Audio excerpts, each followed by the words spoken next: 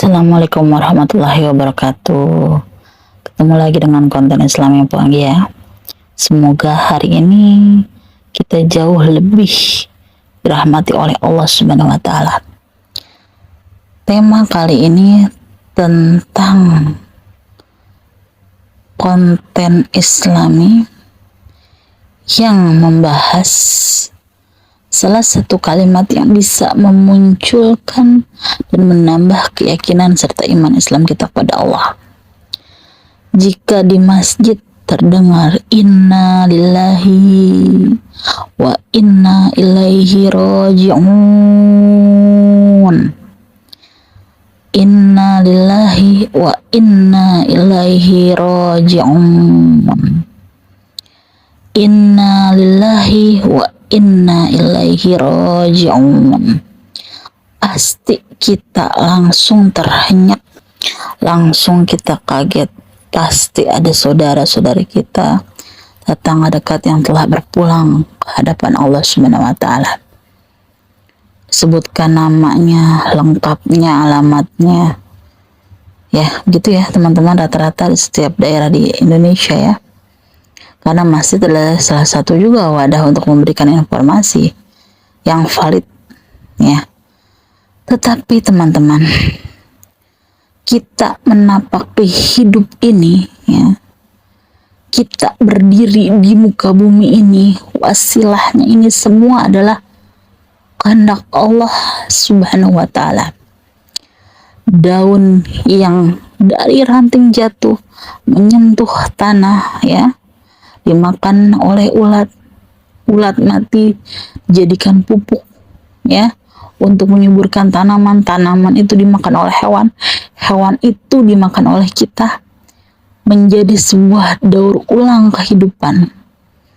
Kalau satu saja sama Allah rantai makan itu diputus, yakin kita salah satu manusia akan kekurangan makanan. Itu hanya soal pangan saja. Bagaimana yang lain? Ingat zaman pandemi melanda, semua orang berlomba-lomba membeli tabung oksigen. Satu tabung oksigen range harganya itu termurah itu 200.000. Ya, mampu memberikan napas buatan kurang lebih satu tabung oksigen itu 2 hari. Ya, itu terlama ya teman-teman ya, kalau digunakan menerus. Tapi jika terus menerus, 30 menit pun habis kalau dipakai secara satu keluarga. Artinya, jika dikalkulasikan ya oleh matematikanya kita nih dunia, berapa banyak hutang kita kepada Allah Subhanahu wa taala. Lantas, masihkah berani diri kita ini berpikir ya, mencerca takdir baik dan takdir buruk oleh Allah Subhanahu wa taala. Saya tidak mengungkapkan orang lain. Saya belajar bermuhasabah diri sendiri. Kadang selalu seujon dengan kehendaknya Allah. Ya Allah, kenapa saya begini, kenapa saya begitu, kenapa doa saya gini, doa saya gitu, tidak mudah dikabul. Padahal begitu banyak nikmat yang tanpa sadar kita sadar telah Allah berikan, value-nya, nilainya gratis tanpa perlu kita minta. Ya, sedikit saja doa kita tidak terkabul oleh Allah, hati kita langsung seolah-olah dunia ini tidak akan ada kembali matahari di pagi hari. Runtuh semua seolah-olah iman Islam kita. Na'udzubillah min dzalika teman-teman. Ucapan innalillahi wa inna ilaihi raji'un ini bukan hanya tentang teman-teman ya, bukan hanya tentang kembalinya hamba kepada Allah Subhanahu wa taala, enggak juga teman-teman. Jika kita terkena musibah, ujian yang kita rasa, wah, kita rasanya nggak cukup nih, ekspektasi keinginan kita segini nih ya, ternyata ditakdirkan Allah cuma segitu ya kan. Allah itu maha mengetahui bukan dari kebutuhan saja, tetapi kecukupan. Allah tahu porsi-porsi hambanya. Ya, tidak mungkin semua terjadi di dunia ini tanpa kehendak Allah Subhanahu wa taala. Lantas masihkah kita tidak yakin akan masa depan? Masihkah kita tidak percaya bahwa Allah itu ada?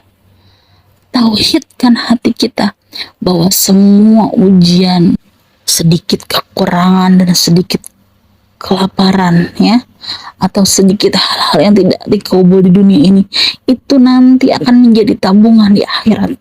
Ada salah satu sufi di zaman Turki Utsmaniyah, Turki Ottoman, ya, dia itu selalu berdoa sama Allah, ya, bahwa dia tidak ingin semua doanya dikabulkan di dunia.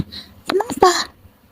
Kenapa teman-teman? Ya, karena dia tahu jika semua dikabulkan di dunia, habislah sudah kebaikan diri sampai di dunia, ya. Dia bisa nikmatin di akhirat, dia tidak menerima sisa apa-apa. Dia menjadi hamba Allah yang fakir di akhirat. Padahal sebenarnya kita di dunia ini hanya pelintasan. Di akhirat kelak rumah kita sebenarnya. Bagaimana mungkin ya teman-teman, ini saya ulangi lagi, bagaimana mungkin kita membangun istana di atas jembatan? Ya, dunia ini hanya jembatan, hanya perlintasan. Akhiratlah kelak rumah kita. Pasti ada pernyataan begini, alah Bu Anggi kayak nggak suka aja kejar dunia. Suka, yang salah. Makanya saya masih berbicara di sini, ya.